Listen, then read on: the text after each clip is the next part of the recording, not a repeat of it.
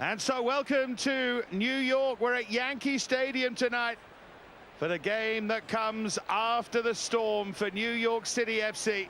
Beaten 7-0 here by New York Red Bulls last time. And they need to perform here today against, luckily for them, a depleted Orlando City SC side.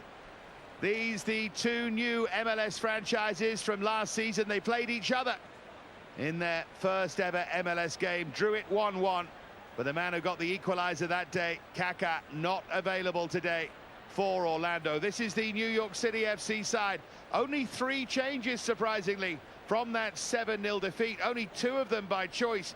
Matarrita's away with Costa Rica, so he can't play. Bravo and Lopez are left out. In come Ethan White, who'll play at right back. Iraola, the normal right back, will play in the centre of midfield, and Mix Diskerud alongside him, with RJ Allen switching across to play at left back. McNamara and Shelton either side of David Villa.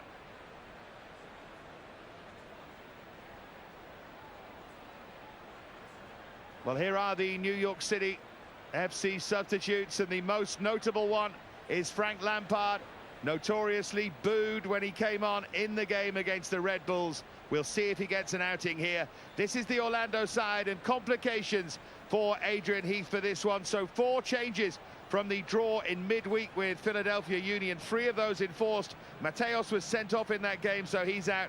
Higuita is suspended. Kaká has gone off with Brazil to the Copa America Centenario.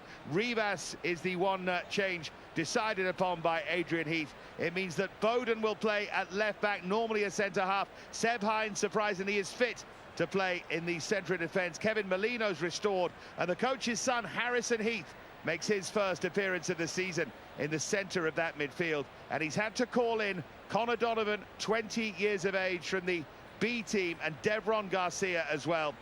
Julio Baptista and Hadji Barry are striking options along with them. So here is Yankee Stadium. It is a strange venue for a football match, but it's a great stadium, really iconic place. Things, though, need to get better for Patrick Vieira and New York City FC. The strange thing about it, of course, though, is, for all the talk of crisis, they've won 3 of their last 5 games. If they win here, they'll go level on points with Philadelphia Union, who are top of this Eastern Conference. It's just that it doesn't really feel like that. Alongside me is Clive Allen. Looking forward to seeing if they can bounce back. Given that Orlando have got players out, Clive, and their best player, their key player, Kaká, they couldn't really have picked a better opponent today, New York City FC. No, I think it's a really interesting game for them, and obviously they can go back alongside Philadelphia at the top of this conference. The one worrying thing, I think, for Patrick Vieira is that their home form, having played 7 games, have only won 1 game at home.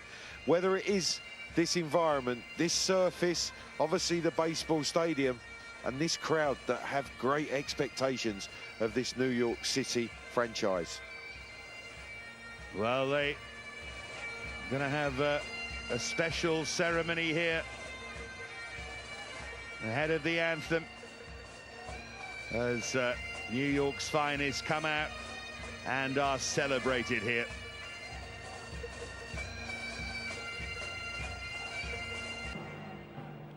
Ladies and gentlemen,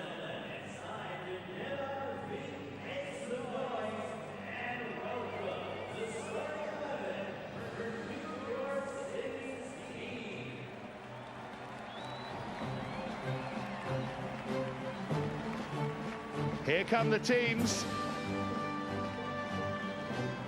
Be fascinated to see the ovation that New York City FC get. Lukewarm, I think, to say the least, and it'll be even more interesting if they go behind here to see what the crowd do. They were not happy, understandably, last time. Losing the New York derby by 7-0 is just about as humiliating as it gets. Having said that, it's all put into context, isn't it, by the ladies and gentlemen standing, forming that guard of honor either side of them.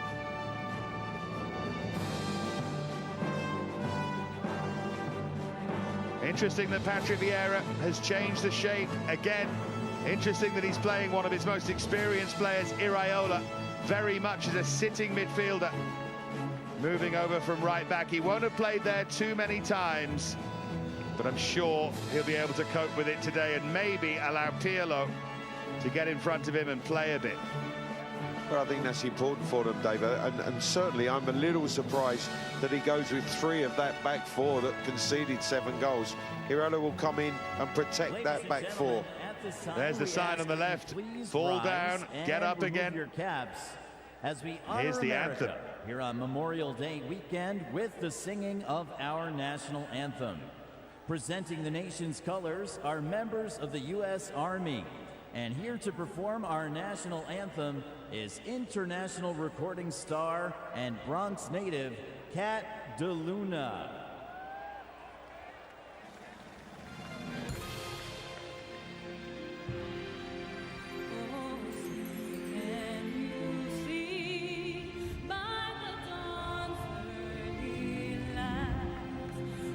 So proudly we hailed at the twilight's last gleaming, whose broad stripes and bright stars through the perilous fight.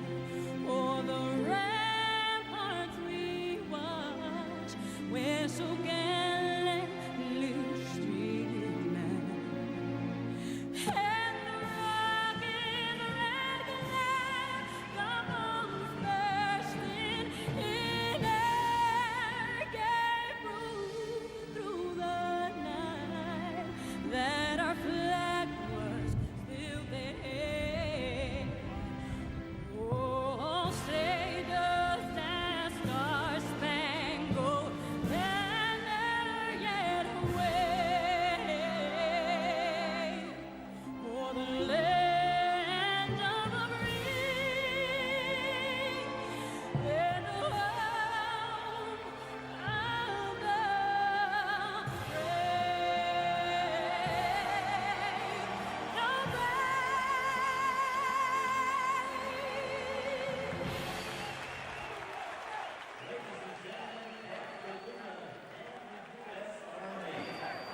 There you go, that was Kat DeLuna. As we move on to the football, and look at these banners really making the point to New York City FC. Where's your heart? Well, they'll have to show it here today. The one thing, just to make that point again though, Clive, is there's Adrian Heath, formerly of Everton and coaching Orlando City SC these days. But just going back to the point about New York City FC, in the context of the season, they played pretty well. They're in good shape. Yes, they've had a few home games, but that 7-0 just hangs over absolutely everything. But it's not as if they're bottom of the table. No, they're in a fantastic position, and Patrick Vieira's side, with a win, can go level top of this conference. And I think that he will know it's over the longevity of the season. It was a horrendous result against their fiercest rivals in New York Red Bulls, but certainly he knows that they can right some of the wrongs here today. Well, he's been quick to say it's one match and we have to bounce back from it. See how narrow this pitch is. It's just about as narrow as it gets. 70 yards. As you can see the baseball diamond as well at Yankee Stadium. And if you're a team that likes to play with width, this is not the surface or the arena for you. They're loving their season as well. They could move above New York City FC in this strange old Eastern Conference. Really, really tight, really tense. So just to make that point, Orlando start in 8th place in the Eastern Conference. They can move up to 4th with victory here. And as Clive said, New York can go joint top, so it is there to be grabbed, and no one is grabbing it at the moment. Philadelphia lead the way, the Red Bulls are second, Montreal Impact third, then it's New York City FC, and then Orlando just a couple of points behind, down in 8th. What kind of performance will they produce, New York? Can they get the fans back on side? I wonder at any point if we'll see Frank Lampard. They're going to have to stop that guy, Kyle Larin, who's been in great form.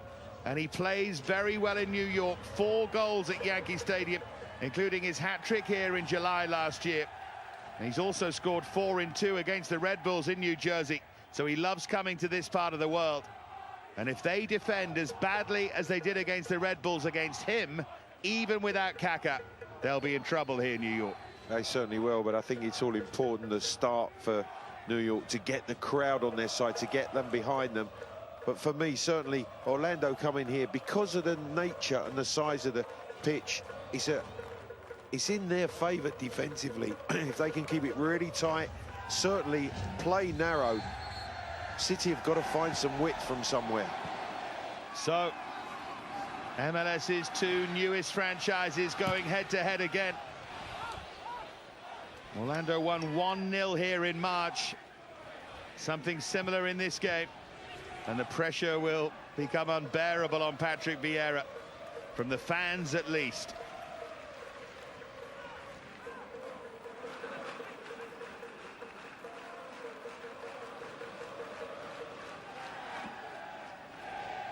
Key players missing for Adrian Heath here. Mateos has been excellent at centre-half. Higuita very good in the centre of midfield. Those two make it hard to play against Orlando. Got to make sure that those who have filled in can do that job, including the coach's son, Harrison Heath.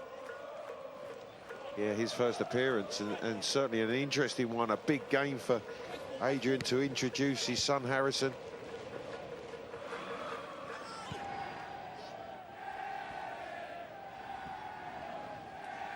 Someone I imagine you'll remember very well as a player. A fellow teammate of mine at Manchester City. Adrian, a fine striker, and combined with him a number of times in my time at Manchester City.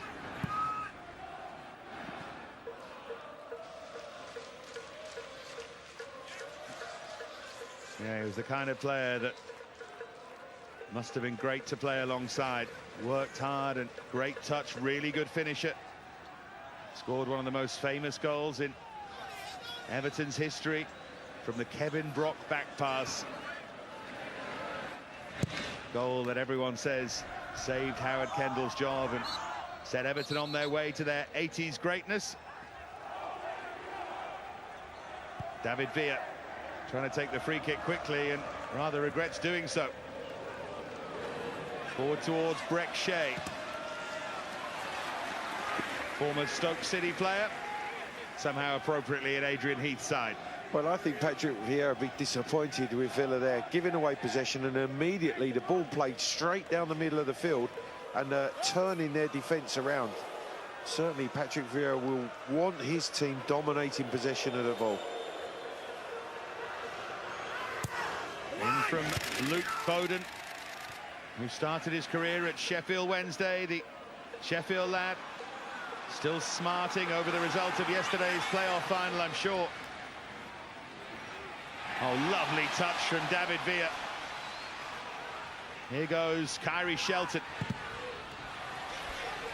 An up-tempo beginning here from New York City FC. And it started with a very early ball forward from Pirlo. Villa showing great touch and awareness. And certainly that's the way that New York have to attack this game. Playing, moving the ball very, very quickly. Shelton. Away by Shea. Which way has he given that? Well, he's given it against Briand, who can't quite believe that. It's clever play from Larin, the way he's backing into Briand. The big centre-half's trying to get in front of Larin, but he makes sure he gets his body between the defender and the through ball. Referee is Jorge Gonzalez.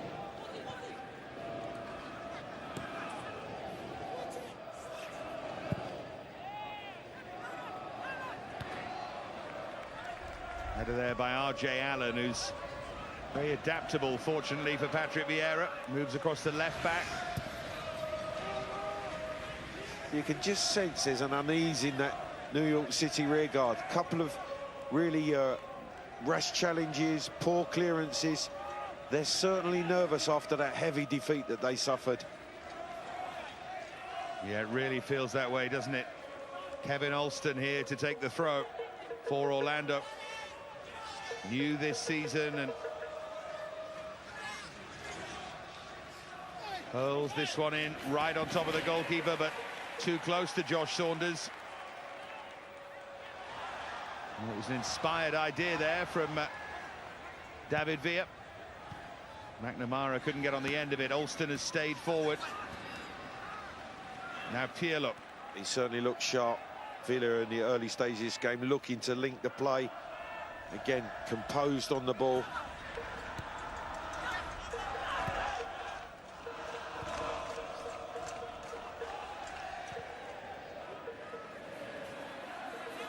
Here's Larin.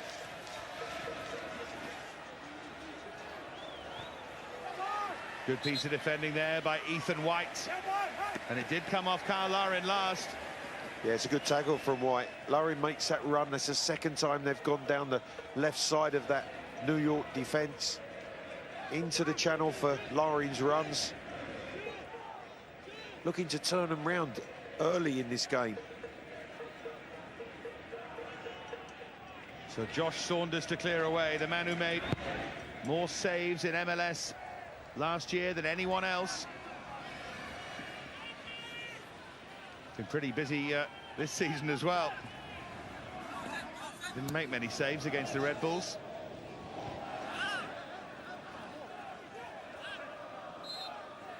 But Patrick Vieira's right, isn't he? It is only one game. A game can get away from you.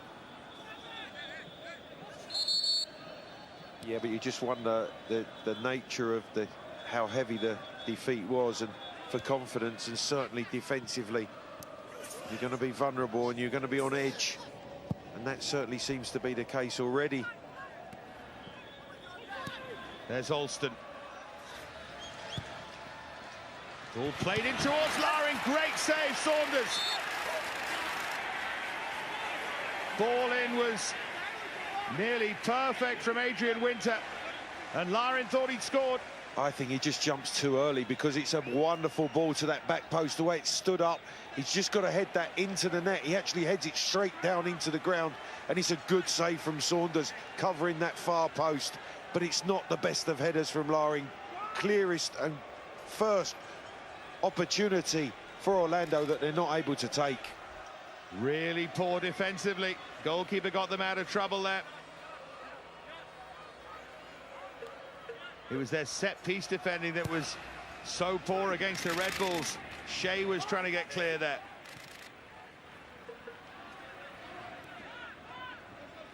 Here's Brek Shea again. Molino went down far too easily. And Villa's won the free kick. First big chance of the game going to Orlando. He's going to book Carrasco. What a silly booking. Particularly Well, given Dave, that's one that comes back to haunt you later on in the game, when you make a challenge, you mistime a tackle, for example, and then you get a second yellow and dismissed from the game. Really is a silly, silly yellow card to pick up at this early stage of the game. Especially when you're playing for a team that's already hit by 2 suspensions in this game. It's the last thing they need as Pirlo whips it forward. Tommy McNamara.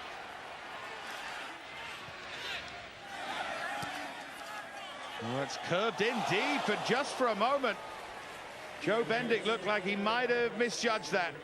In the end, he was okay. Well, the way that ball was curling and dropping as well, it really was. Bendik knew exactly where his far upright was. Could have easily been an embarrassing one for the Orlando keeper. Hammered away by Big Joe Bendik towards Larin. Cleared by Brion. One big chance in the game so far, and it's fallen to Orlando. And it should have been a lead for Orlando, because Larin's header, he certainly, when he looks back on it, will know it was the best opportunity created. Adrian Heath will be disappointed that his side don't lead.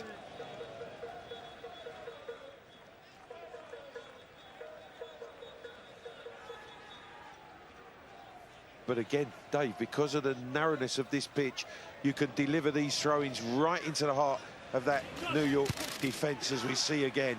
It is a weapon, isn't it, that Alston throw? And that's a foul on McNamara. It'll be A yellow card for Shaw for Harrison Heath. So both central midfielders booked here for Orlando, and that is not a good start inside the opening 10 minutes. Well, he mistimes the header, and then immediately he pours back Dick Throw, who just gets the run on him. And as soon as he's in advance of him, young Harrison has to grab for him, pulls him back. Mix Diskerud is blessed with many things, but pace isn't one of them. I don't think he needed really to do that in that area of the field. Here's RJ Allen, who started really brightly. Now Tommy McNamara offside. You can hear the unrest. You can sense the nervousness of the players and hear the unrest from the crowd. It is not easy, this, for New York City FC. Well, there's frustration, isn't there? There's frustration in, obviously, off the back of that result against Red Bulls. But again, Black stayed down there, and Saunders had to spring. Well, that could have been really embarrassing. And Saunders at full stretch, managing to take that out the air. But again, a simple, straightforward ball, as we see again, putting this defence under pressure. Larin is such a handful, isn't he? As Ethan White clears it away this time. Well, it's clearly a ploy, Adrian Heath's detail for his players. Get that ball forward, get it in behind that New York defence, turn them round and ask questions of them. And there's real uncertainty. The goalkeeper needs to take control. There needs to be an understanding between the two centre-halves, because, again, they're looking to put them under pressure, going back towards their own goal.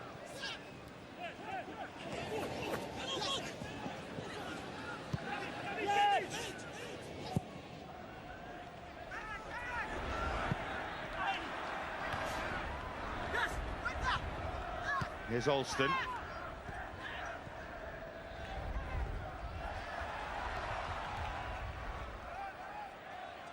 Now McNamara. It's got a nice ebb and flow to it so far this game. There's RJ Allen.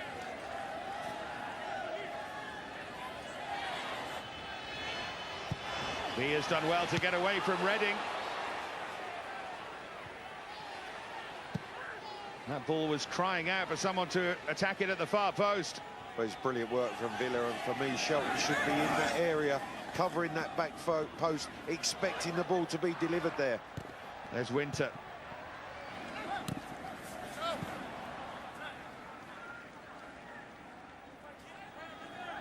Great skill, reverse turn from Villa, good footwork, and then look at Shelton at that back post. He just hasn't moved.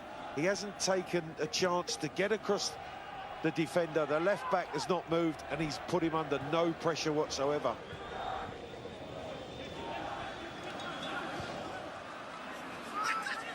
Long towards Shea.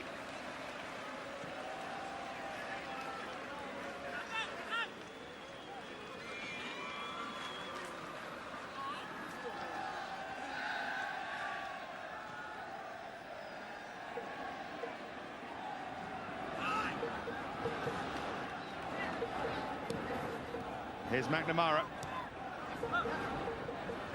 Hernandez. What a test for Brion and Hernandez. Try and keep a clean sheet here. One of the strange anomalies of that Kyle Larin header was he scored on 7 minutes when they won 1-0 here earlier in the season back in March. That would have been 0-1, Larin 7 again. Funny how things work sometimes. There's Iraola, the former Bilbao player, now Mix Diskerud. Better from Shelton, but behind for a corner. But very little options when that ball's worked down the right-hand side. Vella's the only one that they can look to. Not getting enough bodies into the opponent's penalty box for me, New York at the moment. McNamara across to take the corner.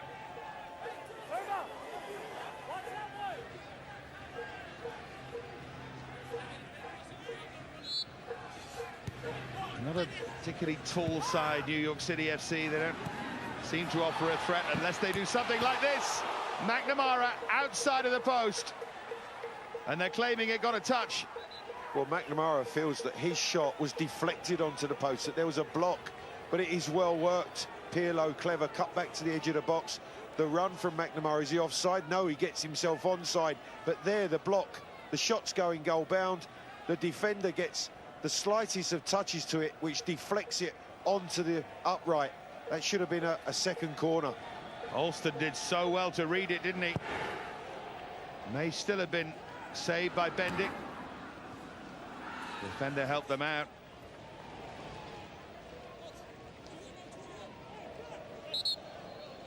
They've got a great home record, Orlando.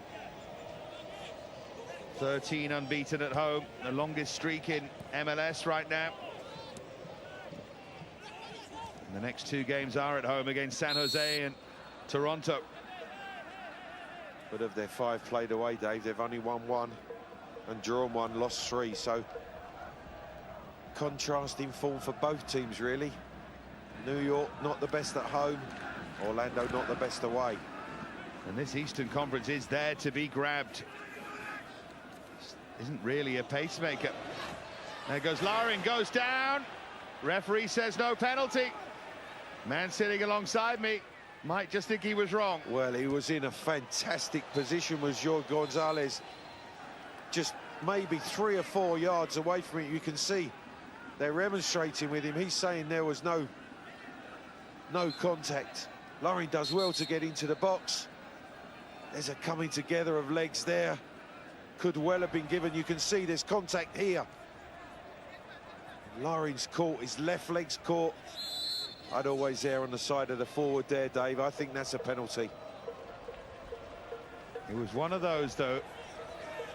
And you can see why he didn't give it. It sort of went down a bit in stages, and he's clipped his legs. He's clear. Voice of Clive Allen, of course, former striker. Never went down easily, though. Here's Shelton. Too busy trying to score. Well, the thing is, for me, Larin's broke the challenge. He's driving into the box. The challenge come from the side. He's made contact. And that, for me, I feel, should have been given by the referee, who was in a great position to see it. Away by Brek Shea.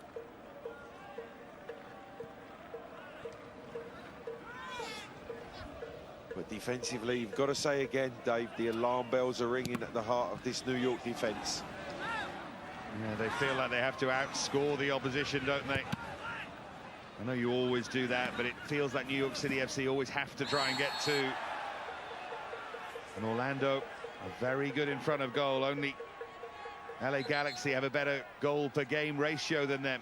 1.75 is their average. Not bad.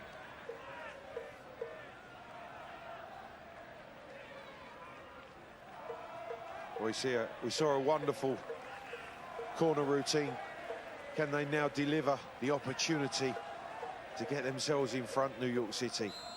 Well, they got Andrea Pirlo over the free kick, still yet to score for New York City FC, which seems extraordinary.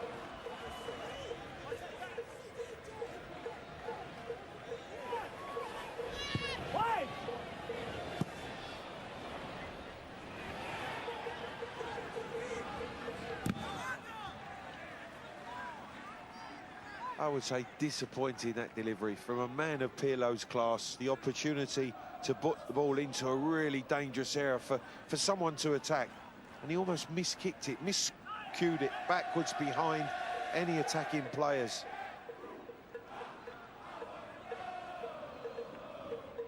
There's Shea with an awkward touch, and he's been penalised as well. Another chance for Pirlo. Yep, he immediately goes over. He's the free kick specialist.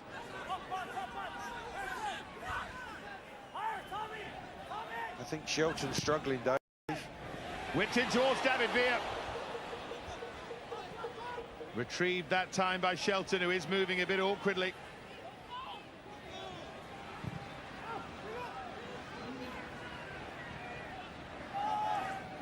That's going to bounce away. Villa's trying to get a hold of it. Nearly did as well. Well, we've seen 2 headed opportunities. This is a good delivery from Pirlo, and he just misses. Villa just misses the header, doesn't make contact with it. It's into the right area. It's an opportunity for him to put his head on it and test the goalkeeper, Bendik, in that Orlando goal. So two-headed opportunities, two missed headers where chances have gone a-begging. Tell you what, that ball bounced very close to Luke Bowden's left arm as well. It's down by his side. Now McNamara.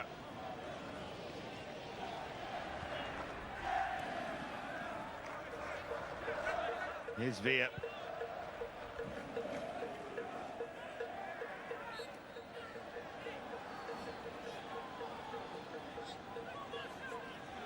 Harrison Heath, the player who's down. He's one of the three recalled from the Orlando City B side. Technically on loan to them until the end of the season, but they've stopped that given all these suspensions and injuries. There's Larin.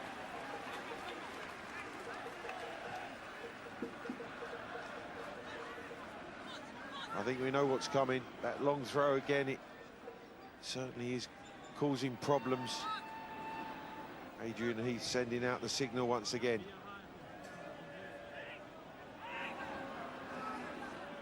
It will be Kevin Alston for the third time. Saunders will come for it again. Dealt with him pretty well so far. Here's Alston. Slip from Iraola.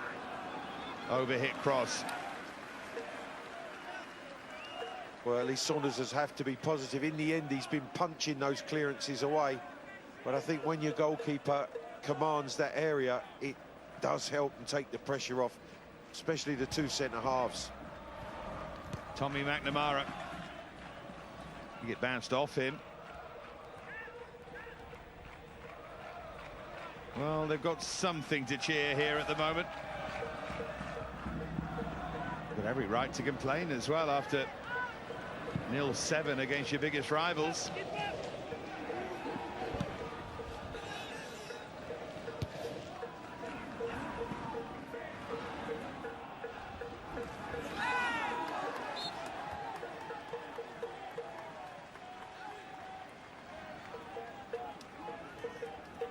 A third opportunity from that right side for Pirlo to deliver. Oh, he's looking quickly towards Villa. He's always looking at Villa. Their radars locked onto each other. Rather belatedly, the referee's decided he does need his spray. But so congested centrally. Why is there no one exploiting the space on the far side? Played short to RJ Allen. That was a good idea. Execution was wrong.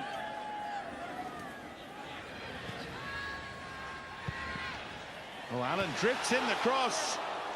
Shelton got there. Shea was right with him, though. Well, Shea does a great job, because this time, when the ball's delivered from Allen from the left-hand side, who does really well to get to the byline, you can see Shelton at the top of the picture driving towards that back post, at least putting the defender under pressure, making a last-ditch challenge when the opportunity was there.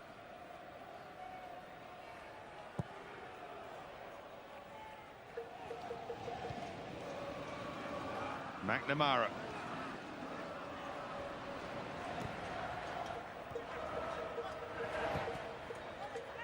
Back with RJ Allen. Now Hernandez.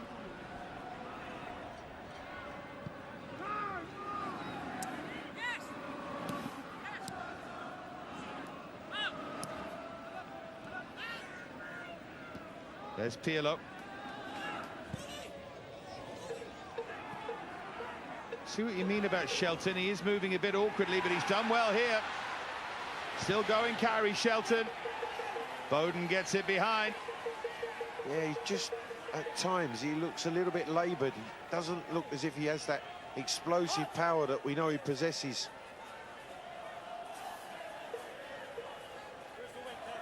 But the best spell of controlled possession from the home team, orchestrated by Pirlo.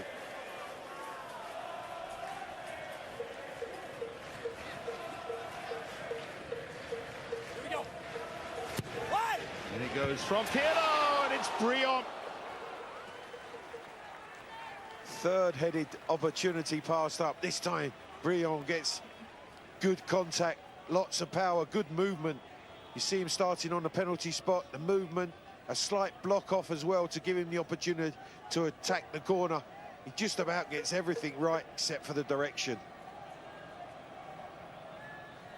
Yeah, I mean, it is a missed chance, but it's not the worst miss you've ever seen, is it? It's one of those from a centre-half. That's what they go up for, Dave. They're up in that penalty box to get the opportunity, headed opportunities. He'll be disappointed that, most importantly, he hasn't hit the target because he's headed it with great power, but no direction. So still goalless here, which is one thing in New York City FC's favour. Shelton.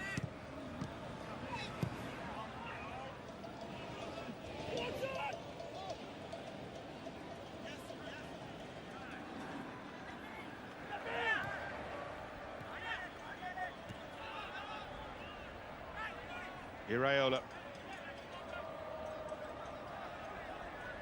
With 510 appearances for Athletic Bilbao. Came from the famed Lezama, the Bilbao youth set up there. And here he is, playing in New York in the centre of midfield. I bet he didn't expect that when he was growing up. It's funny where football can take you. I wondered if he expected that with Frank Lampard on the roster as well. Ball holds up here for Mix Diskerud. Now RJ Allen. Oh, lovely touch for McNamara. Fortunately, his touch didn't match it. Iraola.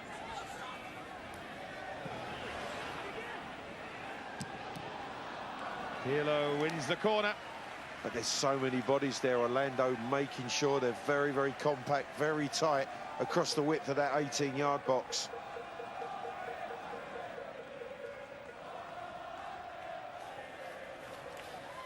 Little round of applause from Pirlo to the fans who are singing his name. They'll never blame him for anything. Up towards Briand again. See, they'll appreciate that while Pirlo doesn't always necessarily show his vintage form here, he does play.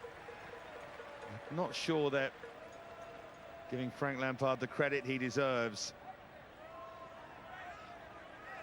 Seb Hines declared fit for this. He was being monitored day to day, the former Middlesbrough man. That must have been a good piece of news for Adrian Heath, because he would have had to play Connor Donovan, the 20-year-old, at centre-half, who's by all accounts a decent player, but it's throwing him in a bit.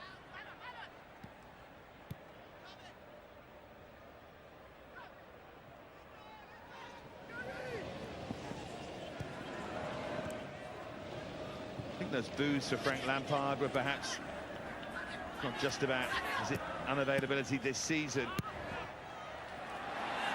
Well, Villa's onside here. The flag didn't go up, and it's David Villa with the chance of the game so far.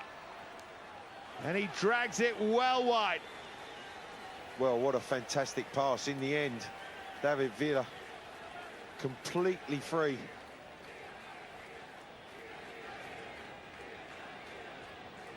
And now, what does he do? Can he get it out of his feet? Can he hit the target? And in the end, he strikes it from behind him. Always difficult. And you can see he's pulling across the ball.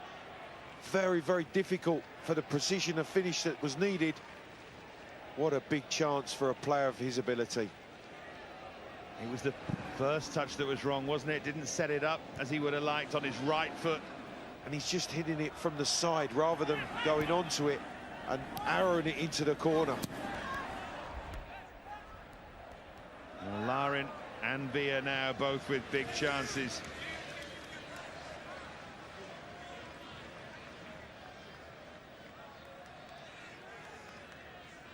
They love him here. 8 goals already this season. It should have been 9, because for a man of his ability, when you go clean through one-on-one, you're expecting him first to hit the target and second to finish it in the back of the net. Another long throw from Alston. Here's Villa still fuming at missing that chance.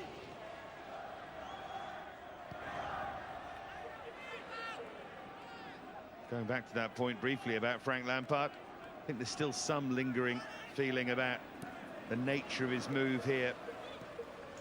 Period at Manchester City and so on. Put it this way, I don't think they give him much leeway compared to some of the others. No, He hasn't actually done anything wrong, he's injured. that's right, and they've made their feelings certainly known, but when you look at a game like this, 0-0, it's tight, a midfield player breaking who can score goals just fits the bill perfectly, does Frank Lampard, even if he isn't 100% fit. Here is Pirlo.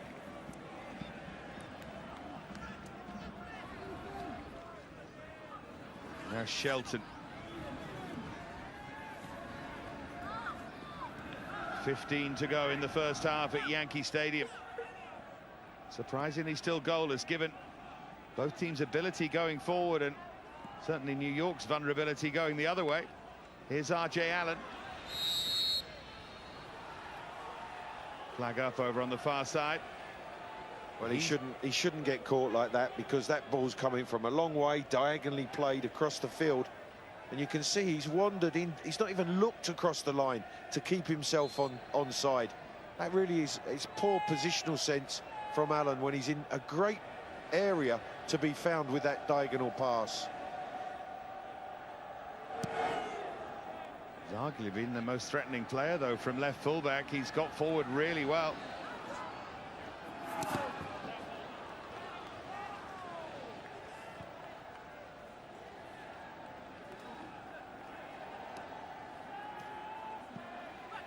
They have reserves of strength here, New York City FC, unlike Orlando, really, who don't have a great deal on the bench. They've got Julio Baptista, the beast of old, who's lost a bit of his beastliness, judged on his appearances so far this season. Larin went down again. Tangle with Hernandez, and he looks at the referee. Well, there was certainly a coming together there. Larin's looking to the assistant now, saying that you should have seen it.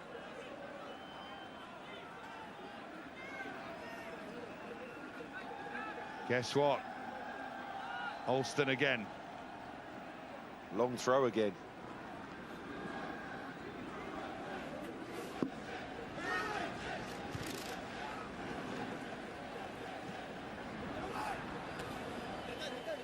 Handed away by Ethan White.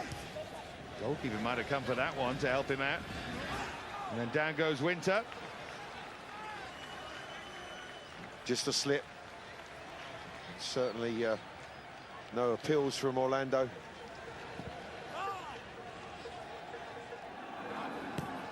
It'll be an interesting reception that New York receive if this stays at 0-0 at half-time. Imagine they'll be thrilled, won't they? They've never been afraid to vent their feelings.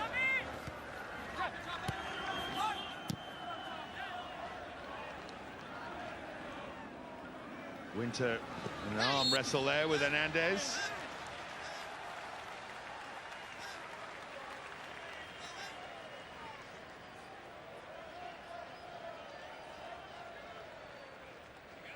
Born in New York City, Jason Hernandez went to Seton Hall in New Jersey.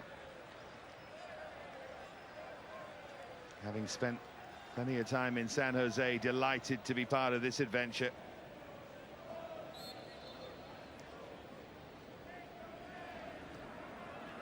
There is Patrick Vieira, linked understandably with jobs in the Premier League in England, but I think he needs to get this job done first. Well, absolutely, Dave. It's a massive learning curve for him, and I think you see the true potential of top coaches when they are asked questions. Here's Larin. Oh, it's a slip from Briand. Fabulous recovery from Ethan White. That's what saved them there. Briand stumbled. Larin couldn't take the chance. Oh, what a block. What covering from White, because he didn't give up on the situation. When the centre-half slips, the ball's played through. It certainly looks, when Larin cuts back inside, You can see as Brion goes to ground, he's just trying to arrow that ball into the bottom corner. Great defensive block. Another long throw, another hook away by Andrea Pirlo. Look at the strength there from Villa. Goodness me. Long now to Mix. He's found Shelton. Here's McNamara to head it back across, and Mix Diskerud was in there. The man who scored their first ever MLS goal against this opposition as well. Well, David Villa is going absolutely crazy because he thought he was brought down in that build-up. And you can see he's really, really furious. And Carrasco's been booked, remember, and Villa will be fully aware of that.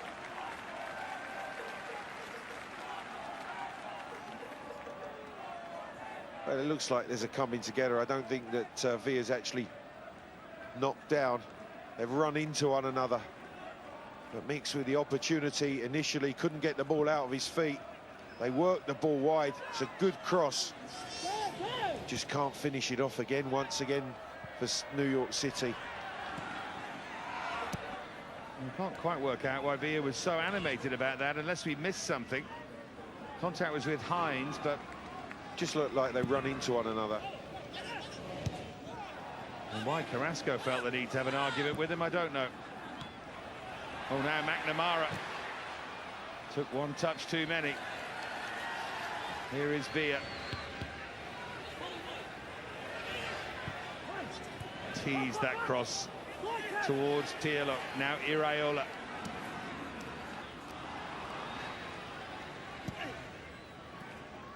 There's one or two groans. You can just sense the frustration because New York City have worked the ball into good areas but not being able to finish it off. Yeah, and he's missed the best chance. He certainly has. Clean through. Sort of chance, to be honest, that you expected to finish in his sleep, David Villa.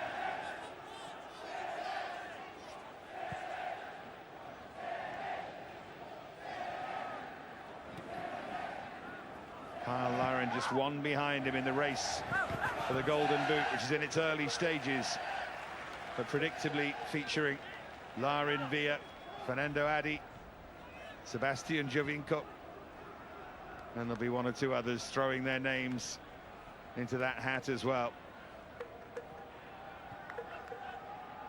Well, they're two men in form and they've both had chances in this game, unable to take them. Kevin Molino back in the Orlando side today, scored 5 in his last 8. Left out, he didn't like it, but he's responded well. Here's Shelton. Oh, you can see the frustration from Dave Villa. He wants the first-time ball played into his feet. And Shelton just wasn't aware of the position that Villa had taken up. It's a boiling hot day in New York City. Hines sticking close there to Villa. He's sticking the elbow into his back. He's saying, I'm allowed to be touch tight. Well, you're not allowed to be elbow tight. Touch, but look at the elbow. Yeah. The right elbow's going into Villa's back. The referee's seen it. He's told him. Bowden there. Bowden hooked Villa there, arm round the neck.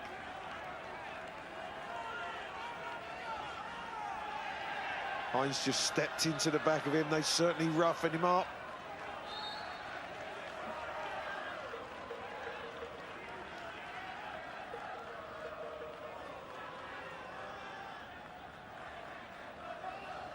Here he goes again, Villa, but runs out of room. He's trying to impact this game. I think every opportunity he gets, he's talking to the referee.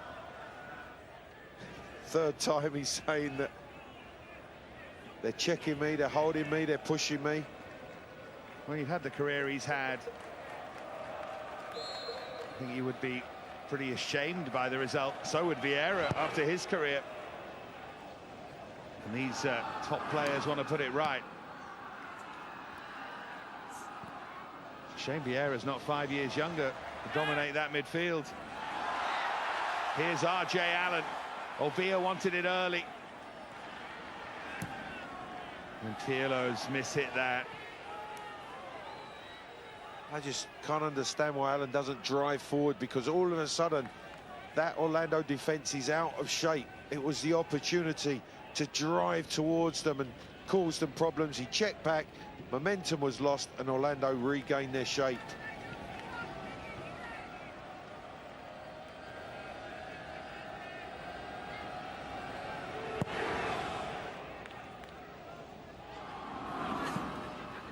There's Molino for Larin.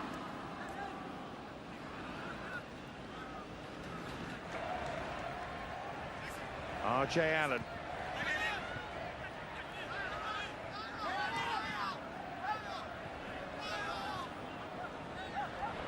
Iraola. Forward by White. Nice, neat play again here from New York City FC.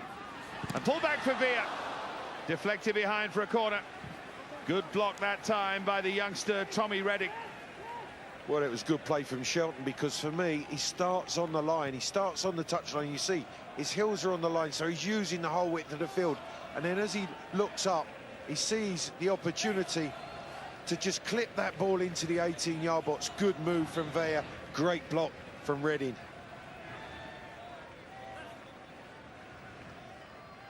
Brion's made that near post run again, but Pirlo looks deeper to RJ Allen. Pokes it back in. Frederick Brion, one of the villains of last week, the hero this time round.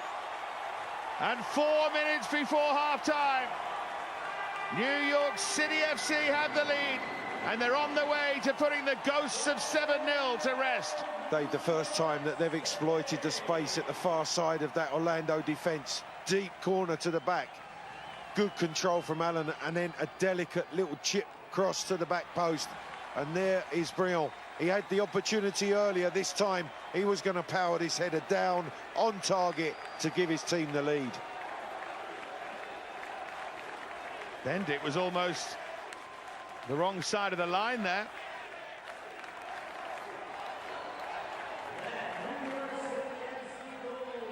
Well, there's something to celebrate. Might change the atmosphere a bit, but here's Breck Shea. Molino's ever deflected. And don't think this is going to be easy for them to hold on. They are not the kind of team that can defend a lead particularly well, as Saunders gets a bang there.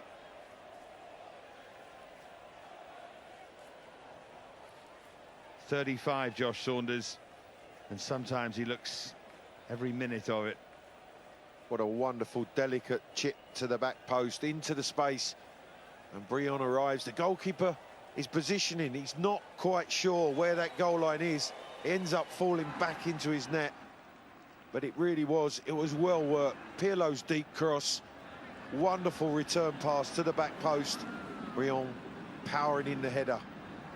Given the size, though, of Joe Bendik, massive goalkeeper, you'd want him to be a bit more of a barrier, wouldn't you?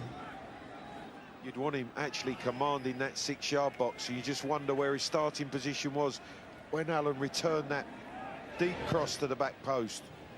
Couple of minutes to go until half-time. The atmosphere has come alive at Yankee Stadium. There's Shea, looking for Bowden.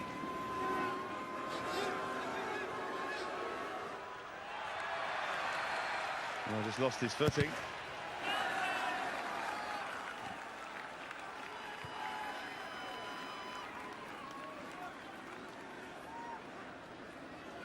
So important now for the home team to get in with that clean sheet and the lead.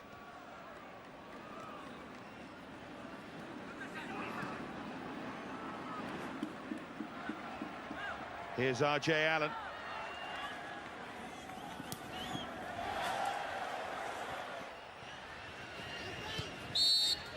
Sometimes runs a bit like a runaway train, doesn't he, RJ Allen, as if he doesn't know what he's going to do next. Hurtles down that left-hand side, and he did it a bit too much there. But he has covered some ground. He's really exploited that space down the far side, and his contribution for the goal was immense. A wonderful cross. Well, they talk a lot about the pitch here, and if the weather's against them, dries it out, then that can happen.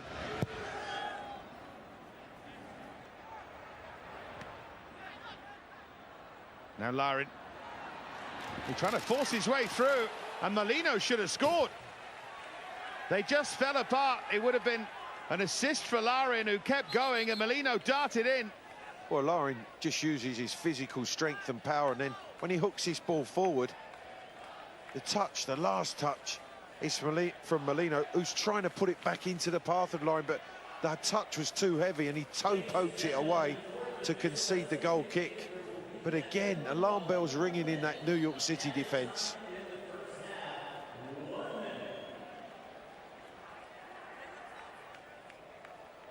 There's the man who's got the goal, Frédéric Briand. The Frenchman signed from Belgium. Torrid time defensively, but important moment in an attacking sense. Can Orlando respond before half-time? Alston. Just a minute added on, and it's nearly up anyway. Now Bowden, though. Ethan White caught out of position a bit. Shea. Half-time cannot come soon enough here for New York City. Shea was trying to buy a free kick there. And there is the half-time whistle as Villa goes down again. And that running dialogue with the referee continues. Well, nothing is going to be done about it, if indeed it was anything.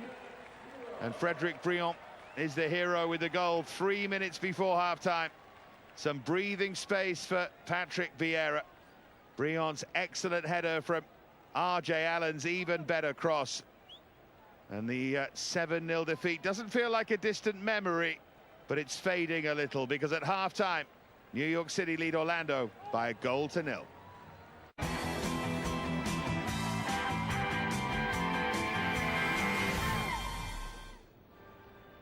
Well, New York City FC lead Orlando City SC by 1-0.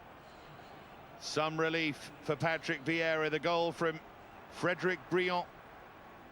We'll see it in a moment. A header from an RJ Allen cross. RJ Allen dangerous all the half through from left back. So let's take a look at the action from the first half. Could have been more goals, Clive, certainly. Well, there was early opportunities, and this was the best of them for Orlando. And Larin, who gets into a great position, a wonderful cross, but he mistimes the header, powering it into the ground, and Saunders making a good stop at his far post. And then a curving effort from RJ Allen that just had Joe Bendik more bothered than he might have been. That was the yellow card for Harrison Heath, the coach's son. And this excellent corner routine. Watch McNamara's run there, bends it well. Well, he makes a fantastic run to get himself back on side. As Orlando push up, you can see as they come out, he makes the run backwards to keep himself on side. In the end, it's a good block because McNamara's shot is on target, deflected onto the post. That was David Villa just mistiming that header. And then good work from RJ Allen again, trying to pick out Shelton. That was a precursor of what was to come. Briand's header from Pirlo's corner just over. Good delivery, powerful header, just needed to be on target. And then Villa put through by Allen. Well, it's a wonderful first-time pass, and David Villa in this situation invariably ends up in the back of the net. Just strikes it from slightly behind him, I feel, on his left side, and pulls it across the face of the goal. Another Pirlo corner. Long for RJ Allen. Beautifully worked, great cross, and if anyone deserved an assist, it was RJ Allen. Well, it really was a clever work corner. Pirlo exploits the space at the far side. Allen good touch, wonderful delivery to the back post. And Briand, from that range, is not going to pass up a second-headed opportunity. Yeah, they shifted Orlando this way and that. And in the end, they found the goal.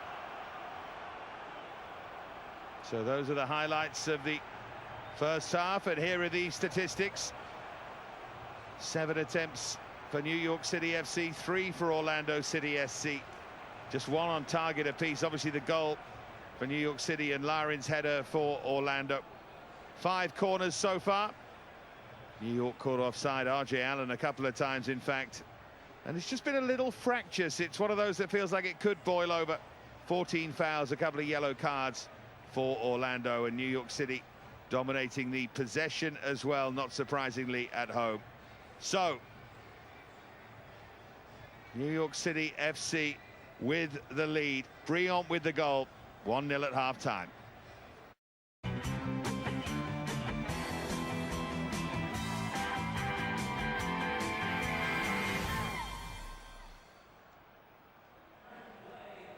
So New York City FC lead Orlando City here by a 1-0 at half-time.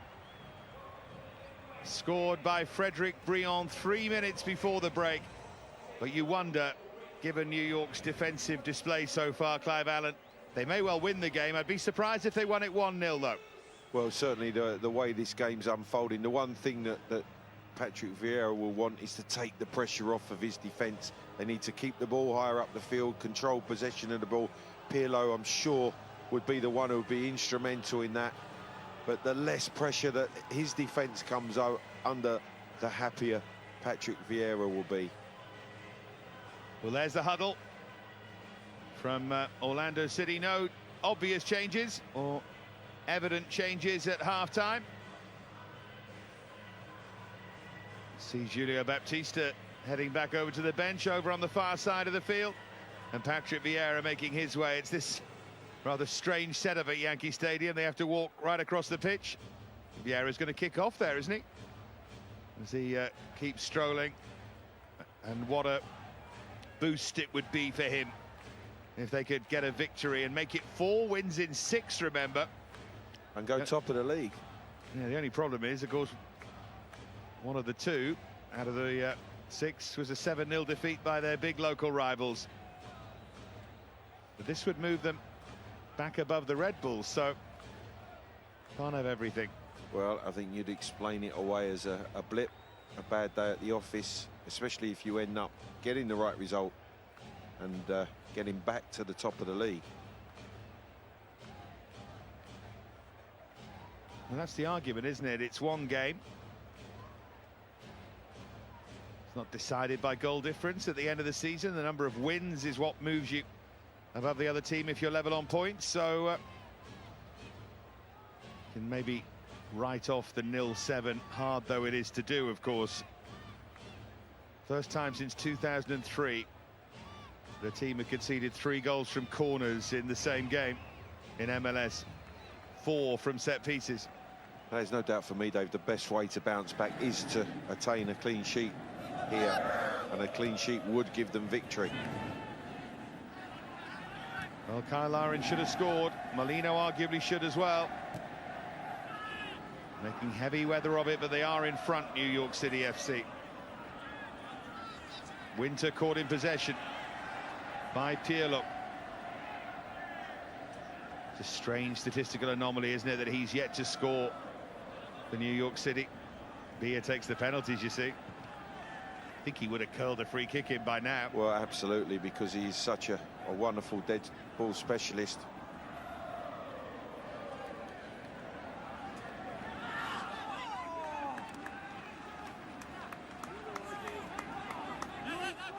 The question for me, how fit is Frank Lampard? Will he be introduced by Patrick Vieira? What sort of reception could he expect?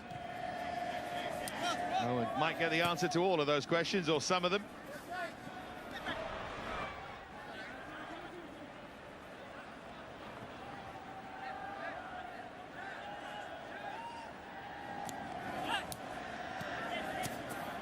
Ball by White.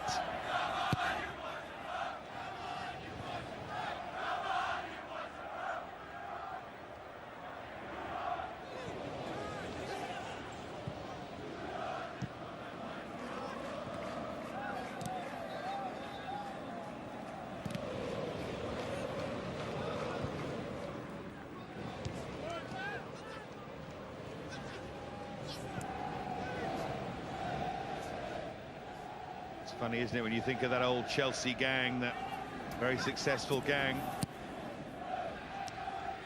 You do, where are they now? Didier Drogba in Montreal, Frank Lampard in New York, but most surprisingly, it's where the manager is or will be next season.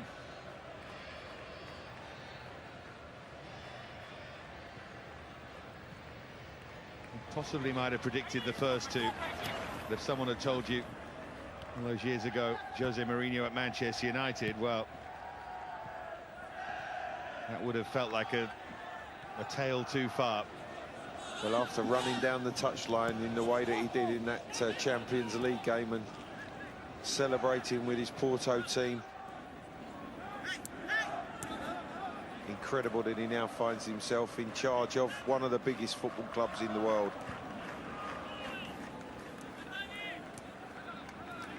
But there's one thing we know, he can handle it. I'm sure it'd have been wildly celebrating Real Madrid's Champions League win.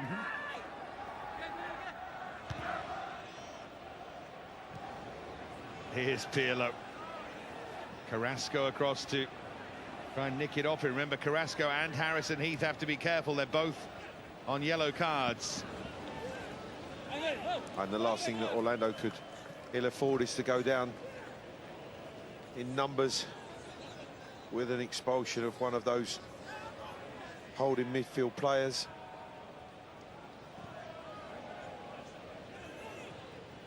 Yeah, and be more suspensions for Adrian Heath to deal with as well. Good bit of wisdom from Adrian Heath this week that I think has motivated his players today, as Breck Shea looks for that cross and bounces off Molino. Molino was left out in the week, having scored his 5 goals lately. Someone said to him in a press conference, "You benched him." And he said, "I don't bench players, they bench themselves. They're playing well enough, I can't leave them out." Good line, that, I think. Nice way of putting it, because he's right. And I think that would have been from his experiences with Howard Kendall, a famous coach at Everton many years ago. Oh, and absolutely Adrian Heath's mentor as well. Went there to be his assistant in the second spell in charge of the late, great Howard Kendall. What a coach he was.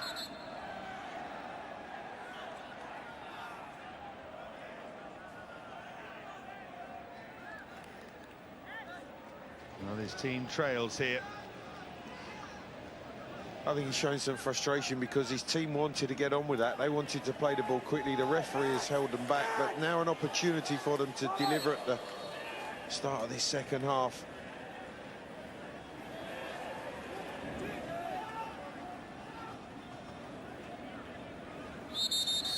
Finally, it's going to be Luke Bowden to take it. There's a little bit of a coming together. Mentioned at half-time, this has been one of those that's bubbling under. Shea and Briand.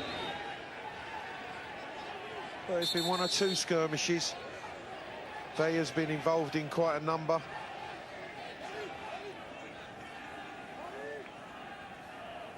Shea and Ethan White.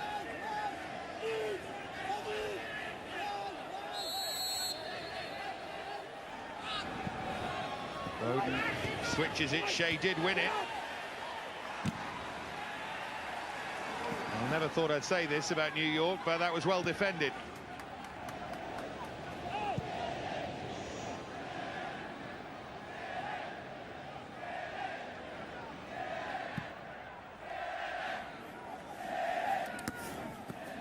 You can hear some noise, some positive noise as well from the New York City FC fans. There they are, the third rail. It's the big fans group here. There's Reading. Another, by the way, the young centre-half, the 19-year-old Reading, who was dropped, and Adrian Heath said responded really well to it.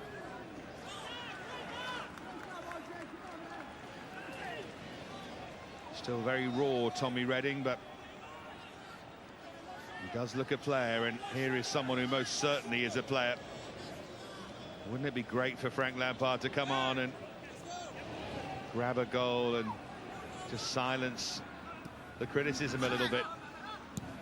Well, I think we know, Dave, if anyone can do that, Frank Lampard can. A fantastic professional.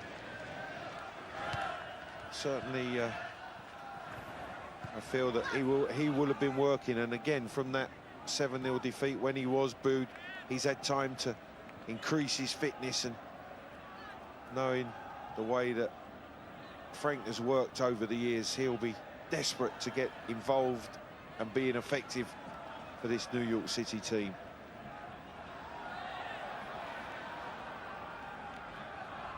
Here's Winter. Wins the throw. Iraola tracking him back all the way. That's good defending because he's blocking that cross, and again we see Frank Lampard going through his paces. And with the 1-0 lead, you could understand Patrick Vieira introducing Frank with the experience that he brings. Another of those long throws, and I think it might have just gone almost straight out of play. No, he did take a touch. They're disagreeing, New York, but it's an Orlando corner. Well, the first time I feel that Saunders didn't deal with that long throw, patted it down, and it ends up an opportunity for Orlando now to put them under pressure, deliver it into that 6-yard box. Look at them surrounding the goalkeeper on that goal line. Molino, Winter right on top of Saunders. Did well to break the shackles, though, and come out and grab it.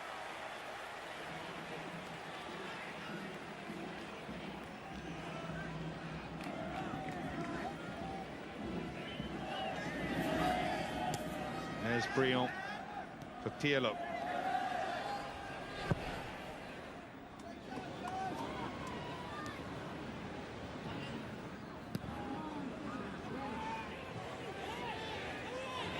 Shea closing down, and Saunders was just sold short there. Now Pirlo.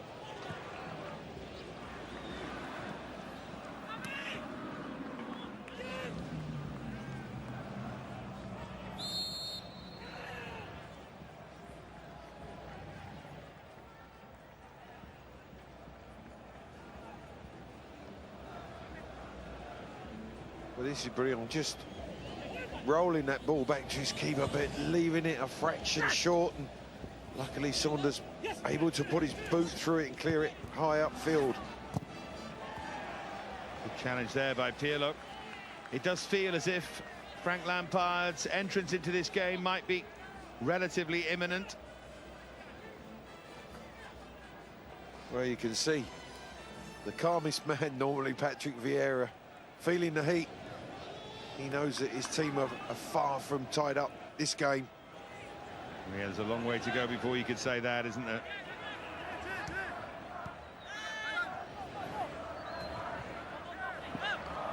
Iraola.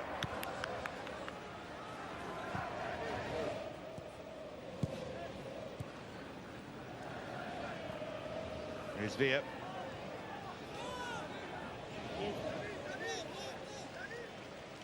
I think the message from Patrick Vieira at half-time would have been about keeping possession of the ball, but they're just taking a little bit too long. It's not crisp, and they're not moving the ball fast enough. So the pressure's coming on. Orlando are working hard, but they need to play 1- and 2-touch, move the ball quickly so that they deny Orlando the opportunity to make challenges, get physical contact, and try to break up the game. Little touch there from Anthony Iraola. That's better. Here's McNamara. And now Iraola. Not really his area of the field, that. But wonderful play. 1- and 2-touch football that gave them the opportunity. McNamara again. Harrison Heath did well. And wins the free kick. He read it better than anyone.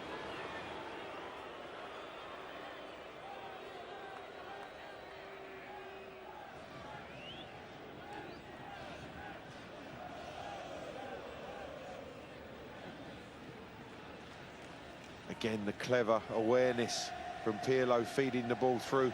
McNamara cuts back on the inside, but good covering position from Harrison Heath.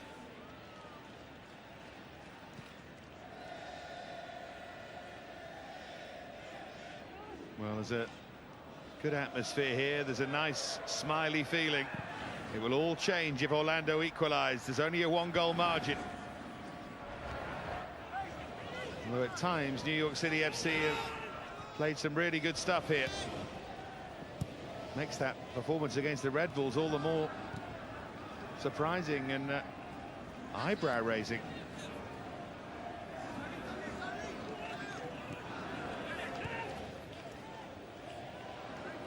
Shelton, trying to find Mix Diskerud. Well, he switched sides, Shelton, in the second half. McNamara coming out to the right. Shelton coming off the left side. Blocked there by Shea. There's Hernandez.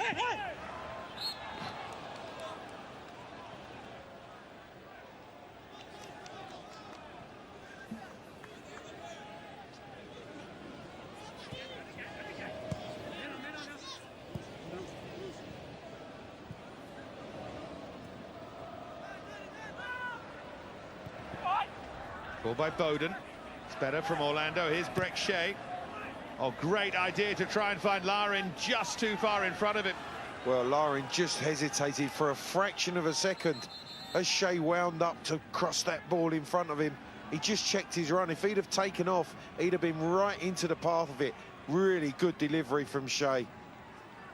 Well, it is Julio Baptista for Adrian Winter.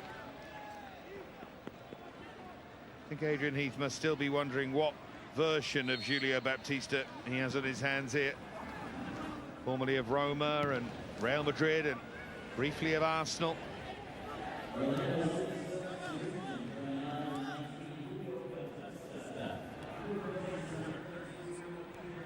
24 appearances for Arsenal.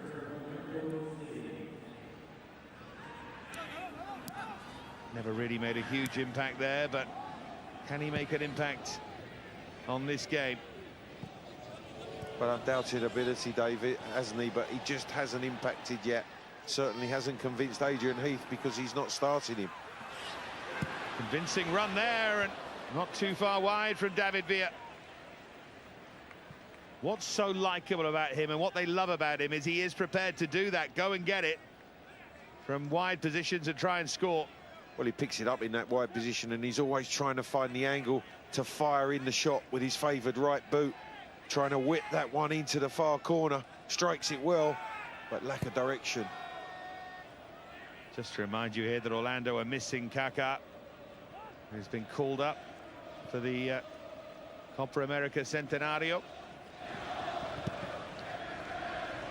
And he says how thrilled he's going to be. It's being played in the States to play a game in Orlando. And Adrian Heath was very gracious, maybe necessarily gracious, but sort of said, of course, it's heartbreaking to lose him, but you can see how much it means to him, and they get on so well, he can't begrudge him. Not that they could have done anything to stop Kaká's call up as Shelton plays it in. Well, Dave, I've got to say, I covered last year's Copa America, which was in Chile, and it was a sensational tournament, which the home nation won with a fantastic team. Forward by Shea. Kyle Larin for 1-1. Saunders saves New York City. And Hernandez got back as well. Well, Hernandez got something on it. That was a brilliant recovery challenge from Hernandez. You see here, as Larin strikes the right boot of Hernandez, and then it thunders into the feet of the goalkeeper. That's two good blocks from the New York City defenders. But Larin's had his chances. He's not been able to find the back of the net. Bowden with the corner.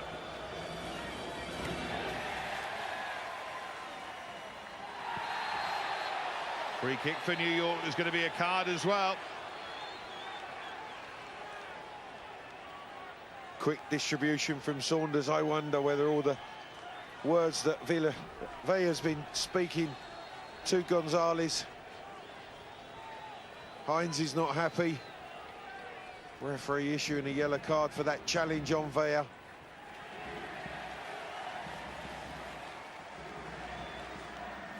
Yeah, 5 challenges, he says.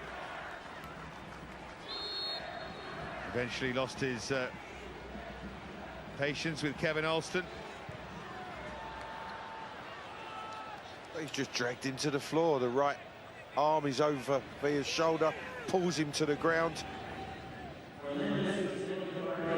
Going back to the Larin chance, given the position he was in, you wanted him, didn't you, to cut across Hernandez to make that challenge harder to make? Well, he can't then make a challenge, because if he gets across him, especially the position he was in, breaking into the penalty box, you know, ultimately, if he makes any sort of contact on Larin, it's a foul from behind, and he would have been an automatic red card. But he makes a brilliant last-ditch challenge to block the shot, and then the save from Saunders. There's Pirlo. Iraola now.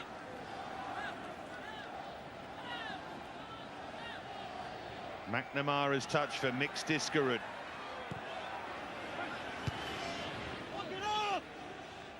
But again, you just feel that New York City need a second goal just to ease the pressure, and certainly defensively they still look vulnerable. It does feel that way, doesn't it? Pirlo gets that rapturous ovation every time he takes a corner.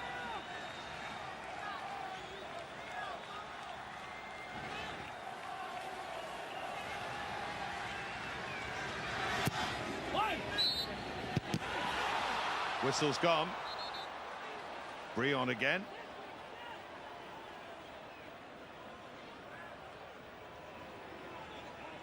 I think the foul's given for the challenger on the edge of the box before Brion heads goalward. Yeah, just a challenge on the edge of that 18-yard box.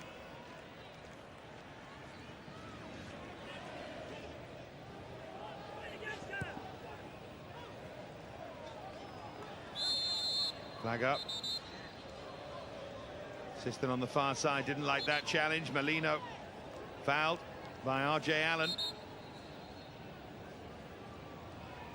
He's going to get a talking to now as well.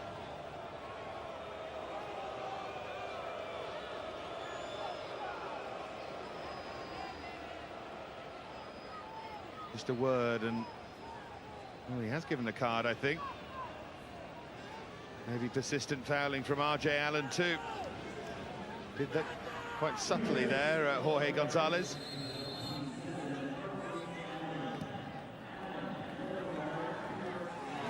Again, a free kick too close to the goalkeeper. Again, Saunders looks to get rid of it quickly. He knows the pressure David Villa has these defenders under. Lovely pass forward. Chance for Villa. Spectacular goal from David Villa, and there is number 9 of the season, and he took it like a master. Well, he started the move and he finished the move. He picks the ball up. It's a brilliant quick distribution from the goalkeeper. Villa plays that ball to Pirlo. He then continues his run. The pass is perfection, the chest control is magnificent, and the finish is just wonderful. Watch the way he takes off. He's played that ball out to Pirlo. Pirlo returns the pass, and then the finish is really beautifully taken. Composure, precision, giving Bendix absolutely no chance in that Orlando goal. Number 9 for Villa.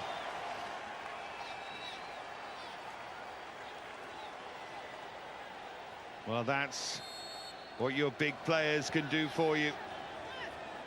Pirlo's 3rd assist of the season, Villa's 9th goal. New York City FC are going to really have to go some to throw this away now. And what a change of mood at Yankee Stadium. But what quality. You have to say that Pirlo's pass, Villa's control, and then the finish, absolutely top quality. It was a stunning bit of play. Patrick Vieira, I suspect, having a word with the 4th official about maybe the treatment of David Villa, trying to Get a couple more yellow cards dished out there. Just a guess, but feels like that's what it was about. Another free kick, too close to Saunders. And he was caught by Hines. Hines has been booked, he has to be careful.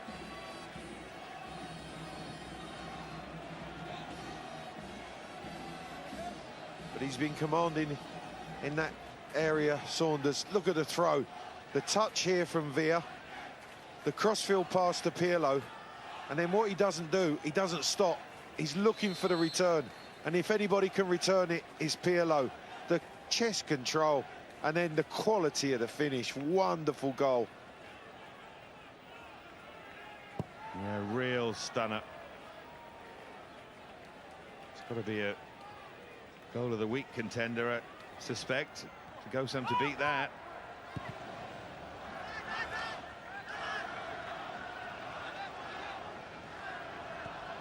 Here's Ethan White.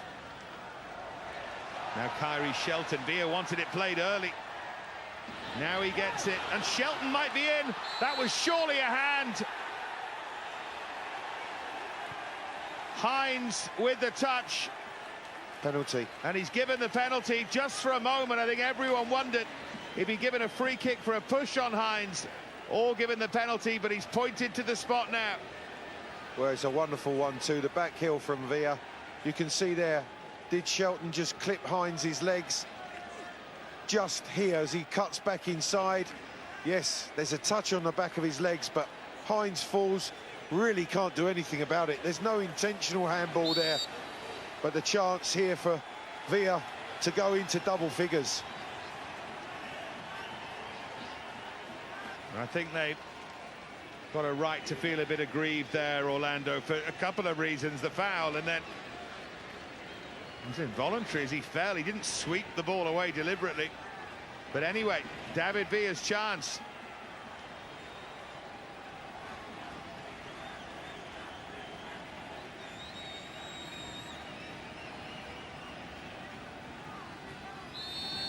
To move into double figures for the season. Wow. Blame the pitch. Oh, the standing foot just slides from under him. It's a home run at Yankee Stadium, but that's not what was required. Watch the left foot, the way that it slips underneath him. And then he actually strikes the ball with his right boot onto the left boot, and that just catapults that ball over the crossbar. Well, all I can say is thank goodness Frank Lampard didn't come on and do that. They'll forgive David Villa.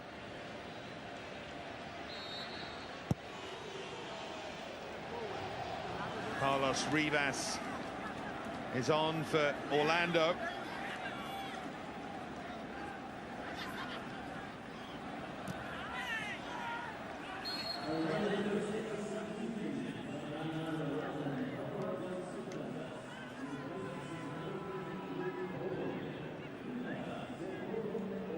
Luke Bowden's the player who's been brought off. There it is again. Everything went wrong, didn't it? Well, the left boot just slides past the ball, the strike from the right, and he kicks it against that standing foot and up and over, high and wide. Positive move, Rivas for Bowden, by the way. And Orlando's still in this, they shouldn't be. I think justice was done with the penalty, albeit in bizarre fashion. I wonder if anywhere around the world MLS legend David Beckham is sitting and smiling at that. It happened to him, of course. And now there is half a chance, deflected. And suddenly Villa's missed penalty looks critical. Julio Baptista's first goal for Orlando, and the boos ring round Yankee Stadium. Well, it is really well taken. Baptista, good first touch, and then as it drops, takes a second, a deflection off of Brion, and gives Orlando hope. Touch here for the deflection is a wicked one into the bottom corner, giving Saunders no chance. Game on. Now Pirlo at the other end, and Villa! straight at Bendik. What a moment that would have been. It's that combination again, isn't it? Pirlo providing Vio with the opportunity to volley.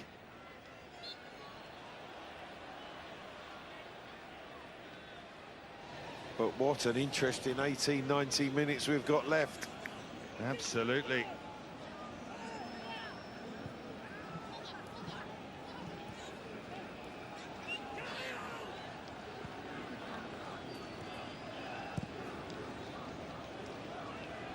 Now Shea, Orlando with a spring in their step. Should have been 3-0, suddenly 2-1. Feels like a big momentum shift, and it's gone quiet and nervy again. Baptista so nearly got that right.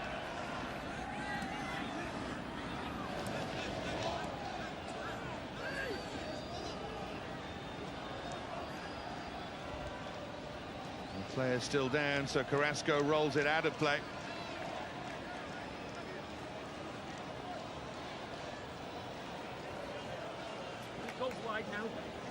It's a dead leg. When it goes in the box, he's got to be on the front foot. If anything behind, so you can see what behind it. Yeah? You can hear Adrian Heath's team talk there, or player advice, whatever you want to call it. These two down here don't want to run. Play with each other. And, hey, and once you get down, be positive. Go again. Come on, come on. Great insight. The coach telling his team where to get the ball into what areas. I think he feels that they can attack down this left-hand side. That message clearly going on to the field of play now. You can live in America for as long as you want, but can't lose that Potteries twang. And here we see that just a deflection off of Brilliant's left leg here that takes it back away from Saunders. Despairing dive, but he can't react to the deflection. Baptista going to get the credit for that goal, but it is a slight deflection, which gives Orlando some hope. Here, Adrian Heath talking about the New York defenders who don't want to run, exploit them. I think he means down this Orlando left as Shea floats it in. Free kick given against Larin, which he isn't sure about. And I tell you what, David, I'm not sure either, because that ball delivered from Shea to the back post. You can see here. Oh, Hernandez and Larin are really pulling and pushing. Larin, the one penalised. Larin might have initiated the contact that time and almost pulled him over, but you do wonder how referees can make sense of that from the distance they are.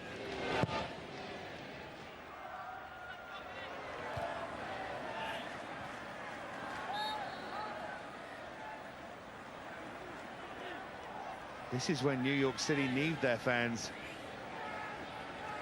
It's easy to sing when you're winning, and they still are, but now they need their encouragement to get them over the line, to send them level with Philadelphia again at the top of the Eastern Conference. It's good, isn't it, to have those two vying for first place just down the road. Great rivalry between the cities.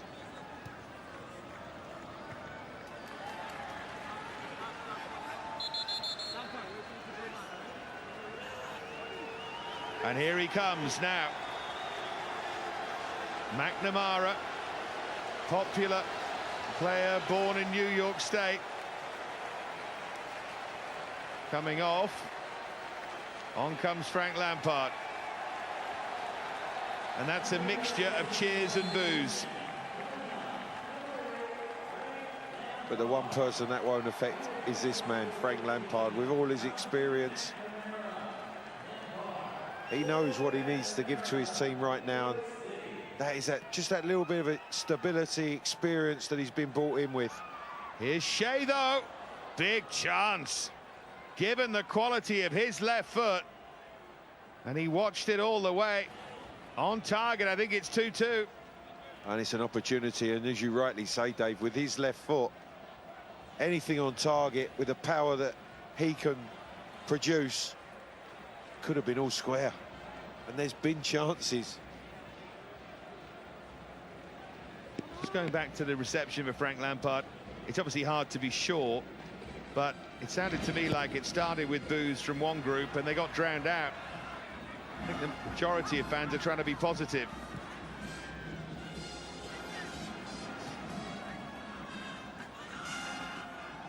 Here's Molino.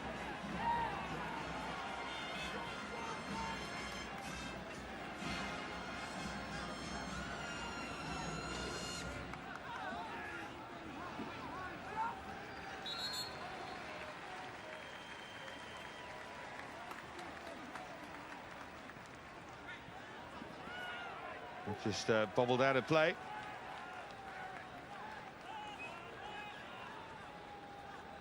If you are just joining us, New York City FC led 2-0, and David Villa slipped and missed a penalty. And then straight away, Julio Baptista scored, and now Frank Lampard's on, and New York are holding on a bit. Having been beaten 7-0 in their last game. Looking to bounce back with a win here.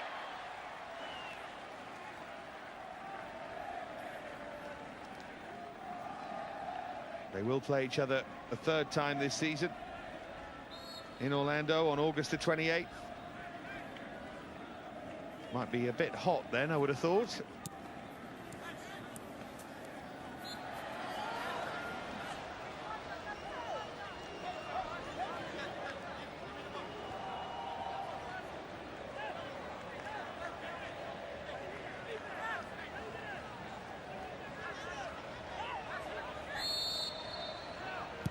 He certainly looks in shape.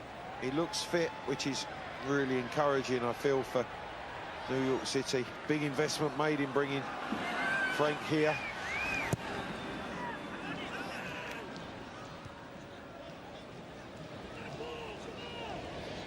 Pirlo.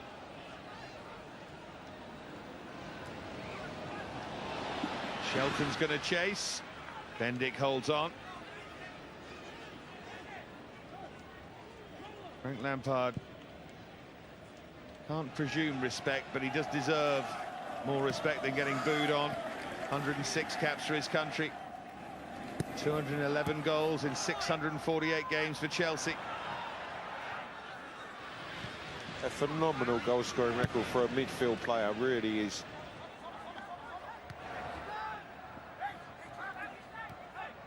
There's Heath.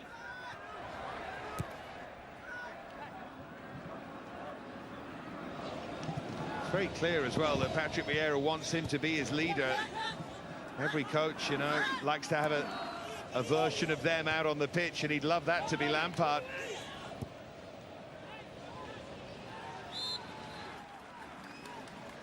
Ten minutes to play. Still New York City FC with the lead. He looks like he's struggling a bit, Harrison Heath. Here's his first appearance this season. I'm sure his dad will be aware of how difficult it is out there. He does still have Hadji Barry on the bench, the Ghanaian, with one attacking option. Rivas hasn't quite made the impact you'd like. One really interesting thing about Harrison Heath's inclusion here is the fact Antonio Nocerino's on the bench, and you know, signed as a big name, and he's been poor since his arrival, and I think that's a real statement when they've got injury issues. And Nocerino doesn't start. Again, what did Adrian Heath say? I don't bench them, they bench themselves. Shelton. I think Nocerino's been far from the player that we know, and the ability that he has for Orlando. Well, what about that for a touch from Shelton? Crowd thought he was then fouled by Shea.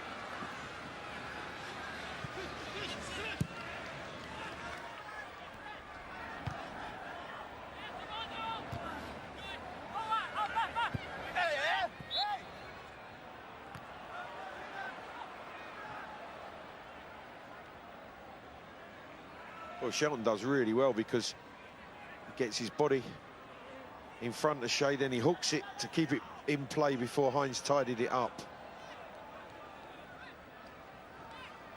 Great bit of athleticism.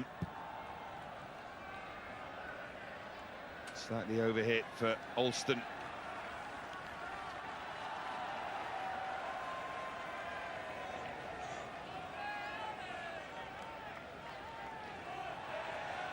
Well, they'll take a win any which way. Vieira and New York City FC. Shot though flies just over. Rivas wanted it played. They're still posing a threat here. Molino breaking into space. I think that's a chance. It's a shot from the edge of the 18-yard box. Molino with a trusted left foot certainly should be getting out on target, testing Saunders from that sort of distance.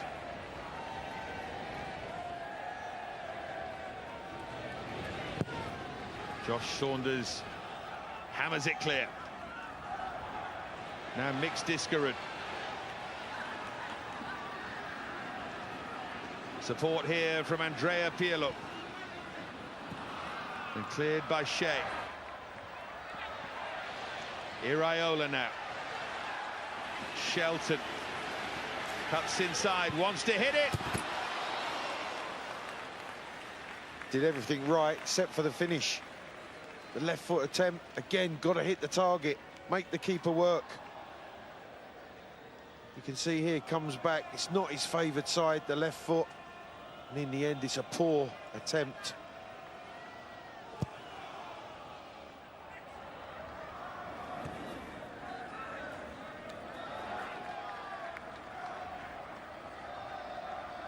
Back again with Josh Saunders.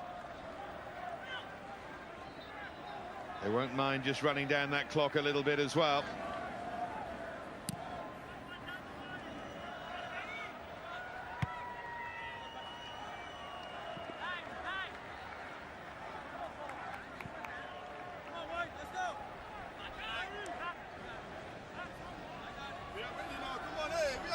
Well, they played well, Diskerud and Pirlo taking responsibility. Villa once again fouled and once again angry.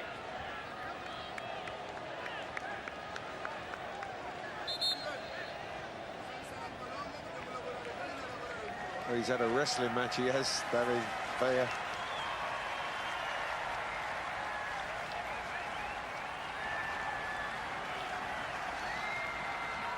Mix Diskerud being withdrawn.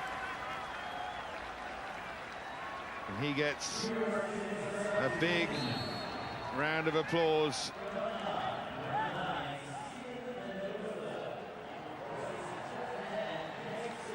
And so too does Steven Mendoza. Rolled across by Shelton. Mendoza and Rivas, who's come on for Orlando, great friends from their time at Deportivo Cali.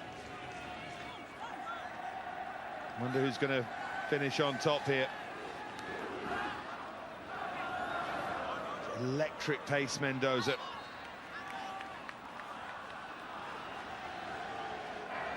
Hasn't made the impact he might have done just one goal, but then again, when you're playing with David Villa, he is always going to get the majority of the goals. Mendoza's been an able assistant at times.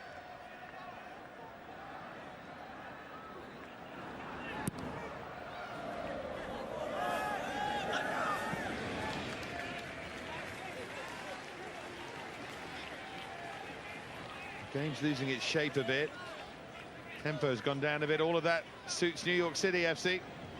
Undoubtedly, I think they'll be looking to run the clock down at every opportunity now in the last 4 or 5 minutes.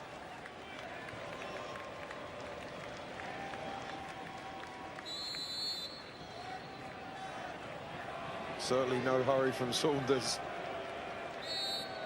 Again, though, they're not striding over the line, are they? They're edging over it nervously. Here's Villa.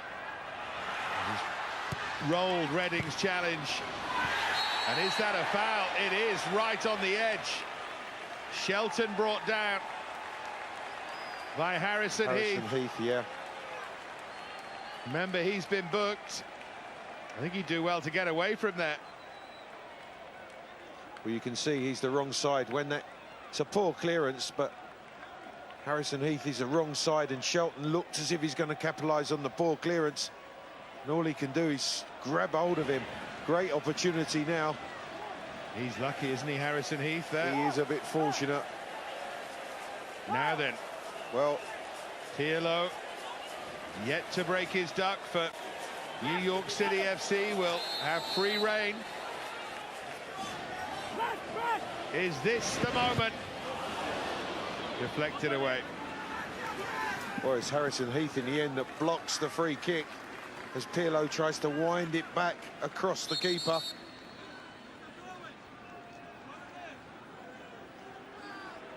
Had a really good game here, Pirlo. 37 years of age now. Well, the pass from Pirlo for Villa's goal was absolutely sensational. Pirlo at his best. There's Mendoza for Pirlo again. Yeah, all very well, Villa making the excellent run, but you've still got to find him. Here is another excellent run and a check inside. It's brilliant play. And Shelton whips it back across. Oh, those Quicksilver feet deserved another goal there.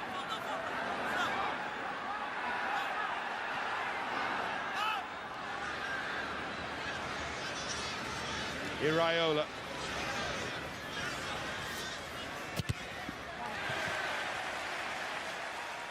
Clever play.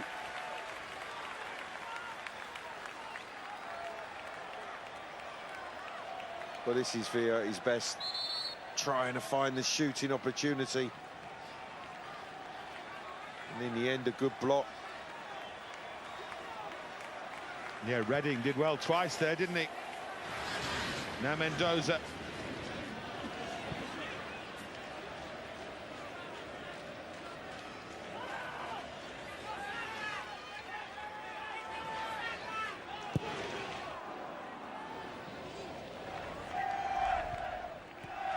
There's Shea.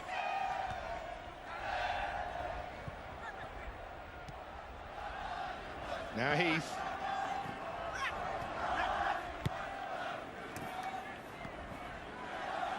Lofted in behind. Might just break for Rivas, who goes down. Brion with the challenge, but no penalty. Hearts in mouth time for New York. Closing moments of the 90 now. Pirlo for Villa. Lampard ahead of him. Now Mendoza for Lampard. Nearly comes up with a perfect answer. Well, so many times you see Frank Lampard arrive in that penalty box. This time he was there early, steps out, left foot volley, just wide of the upright. 3 minutes for Orlando to save themselves here. Here's the challenge again, Clive. You can see clearly going to ground before there's any contact from Brion. Rivas, you can see, for me, that is a clear dive. No penalty. Rivas to stay on his feet here and take this free kick.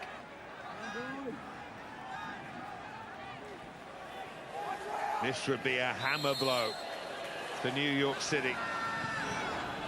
Saunders comes as he has done all day and punches, and he was fouled. Well, that's great goalkeeping.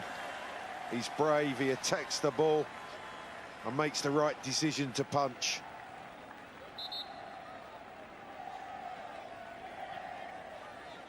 We can see here he comes crashing through. Yeah, Hines took one, didn't he? And catches Brion as well, his teammate. Good positive goalkeeping. He set them on their way.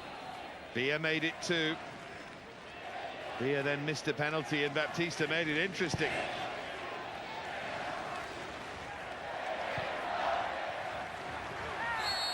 Shelton fouled by Shea. New York City are nearly there.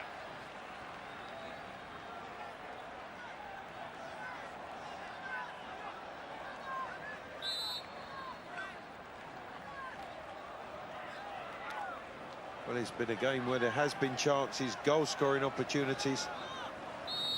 An incredible missed penalty. Two Orlando penalties not given, the Larin one and then the Rivas one. Two big appeals anyway. But maybe, just maybe, the home team have done enough. Oh, well, that's Shea and Villa. They finally lost their patience with David Villa. Now, what's the referee, Jorge Gonzalez, going to do here? Well, he saw the incident. Had a word with his assistant.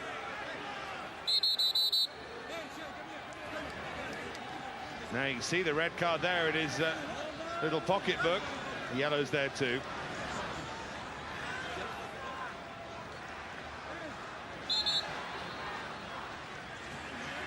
Giving a yellow to someone.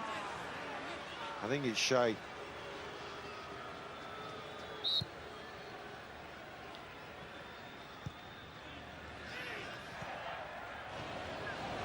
Well, the 3 minutes are up. Rivas, Orlando have been the masters of late goals all season. Rivas gets it away, but cleared away, and that surely is that. Suppose that incident might just add a little bit of time on, though. Here's Rivas. He does get the cross away, and it is headed back across. It's Molino! Unbelievable! Orlando have done it again. They have come from 2 goals down, and they have burst New York City's bubble. An astonishing ending. 2-2 at Yankee Stadium. Well, we've seen some good crosses in this game, but this is a superb one. But that header back and the attacking header from Molino arriving unmarked to power the equaliser in the final seconds of the game. Real drama throughout, and none more so than the equaliser from Molino. Well, it was the final touch of the game, and the boos ring round Yankee Stadium. At 2-0 and a penalty with David Villa standing over it, they looked certain winners. But he missed it. Baptista pulled one back, and then that man, Kevin Molino, repaid the faith of his coach, and it finishes New York City 2, Orlando 2.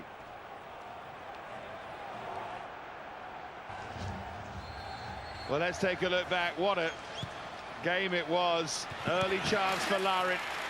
Well, the best chance that Orlando created. Poor header, and then a poor header from Brilliant.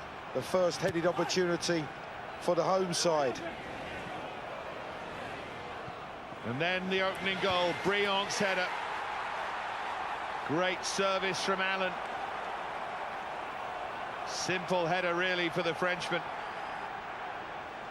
Wonderful the way that they exploit the space at the far post. Clip back from Allen. And Briand on hand to put his team in front.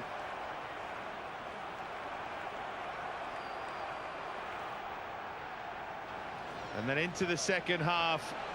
Lovely interplay, lovely finish. Goal of the game. 2 big players combining. Pirlo with a wonderful pass. Villa with a magnificent chest control and delicate finish. 2-0 up. Could the home side go on and win? Nothing could surely go wrong now, and yet handball harshly adjudged against Hines when he seemed to have been fouled. Yeah, I thought Shelton clipped his legs. He fell on the ball. Villa stepped up. And then that happened. So, inevitably, that suddenly mattered. Baptista's effort deflected in. That was a couple of minutes after the missed penalty. That was 2-1. Yeah, what should have been 3-0 became 2-1. Briand's deflection from Baptista's shot, giving Orlando hope.